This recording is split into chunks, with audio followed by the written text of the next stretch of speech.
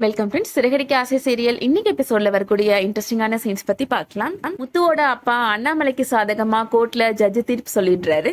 ஸ்ருதியோட அப்பாட்ட சொல்றாரு, இன்னும் 4 வாரத்துல இவருக்கு சேர வேண்டிய பென்ஷன் பணம்லாம் அவருக்கு கிடைச்சிருக்கணும் அப்படின்னு சொல்றாரு. அவரை மன உளைச்சலுக்கு ஆளாக்குனதுக்காக உங்க சொந்த பணத்துல இருந்து 1,00,000 ரூபாயை 1 வாரத்துக்குள்ள இவருக்கு நீங்க கொடுக்கணும் அப்படின்னு தீர்ப்பு சொல்லிடுறாரு. முத்து சொல்றாரு, இந்த நீதி அரசன் சொல்லி நான் கேள்விப்பட்டிருக்கிறேன் சார், அது இப்பதான் நேர்ல பாக்குறேன், அது நீங்க தான் அப்படின்னு ஜட்ஜை பார்த்து சொல்றாரு.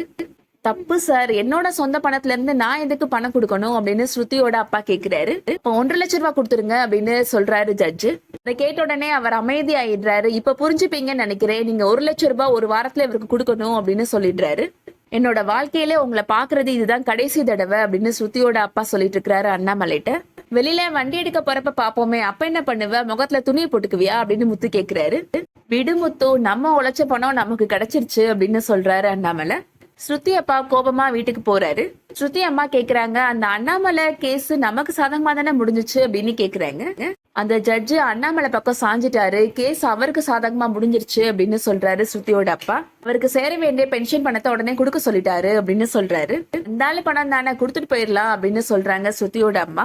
அது மட்டும் இல்ல, நம்மளோட சொந்த பணத்துல இருந்து 1,00,000 ரூபாய் கொடுக்க சொல்லிட்டாரு அப்படின்னு சொல்றாரு. இந்த அண்ணாமலை நம்ம சும்மாவே விடக்கூடாது அப்படின்னு ஸ்ருதியோட அம்மா சொல்றாங்க. இனிமே அந்த ஆள் பத்தி நான் நினைக்கிறதாவே இல்ல, எனக்கு போய் பிபி டேப்லெட் கொண்டு வா அப்படின்னு சொல்லிட்டு இருக்காரு. இதுக்கிடையில ரவி ஸ்ருதியை டிராப் பண்றதுக்காக வீட்டுக்கு வந்திருக்கிறாரு. வீட்டுக்குள்ள வந்துட்டு போ அப்படின்னு கூட்டிட்டு வராங்க ரவிய. இவர் தான் என்னோட ஃப்ரெண்டு ரவி அப்படின்னு சொல்றாங்க ஸ்ருதி. அங்கிள் எனக்கு ஏற்கனவே தெரியும், நான் பாத்துருக்கிறேன் ஒரு தடவை அப்படின்னு ரவி சொல்றாரு. நான் இவரோட பொண்ணு நீதானே எனக்கு தெரியாது அப்படின்னு சொல்றாரு. எங்க அப்பாவும் ரயில்வேல தான் ஒர்க் பண்ணினாரு, கோ பைலட்டா, இப்பதான் ரிட்டையர் ஆயிருக்கிறாரு, அவரோட பேரு அண்ணாமலை அப்படின்னு சொல்றாரு ரவி. இப்போ ரிட்டையர்மெண்ட் ஃபங்க்ஷன்ல வச்சு என்ன பாத்தீங்களா அப்படின்னு கேக்குறாரு ஸ்ருதியோட அப்பா. ஆமா சார் அப்படின்னு சொல்லிட்டு ரவி, எனக்கு டைம் ஆயிடுச்சு, நான் கிளம்புறேன், வேலை இருக்கு அப்படின்னு சொல்லிட்டு வந்துடுறாரு.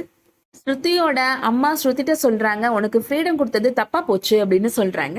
இந்த பையனை எதுக்கு நீ வீடு வரைக்கும் கூப்பிட்டுட்டு வர அப்படின்னு கேக்குறாங்க. என்னோட ஃப்ரெண்டு அப்படின்னு சொல்றாங்க ஸ்ருதி.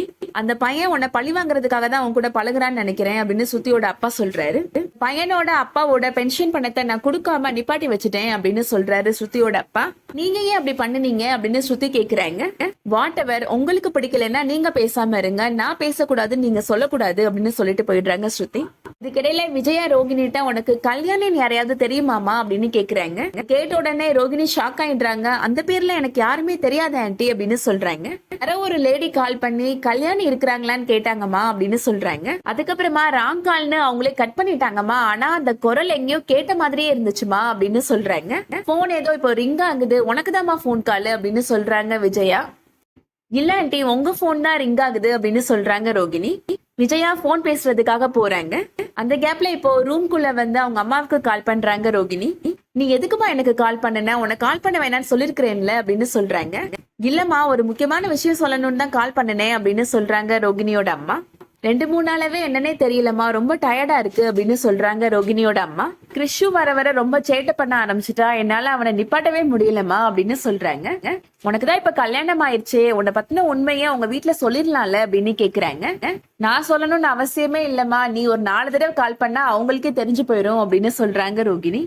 ஏதாவது முக்கியமான விஷயம் சொல்லணும்னா உன்னை நான் மெசேஜ் தானே பண்ண சொல்லிருக்கிறேன், எதுக்குமா கால் பண்ணுன அப்படின்னு கேக்குறாங்க ரோகிணி.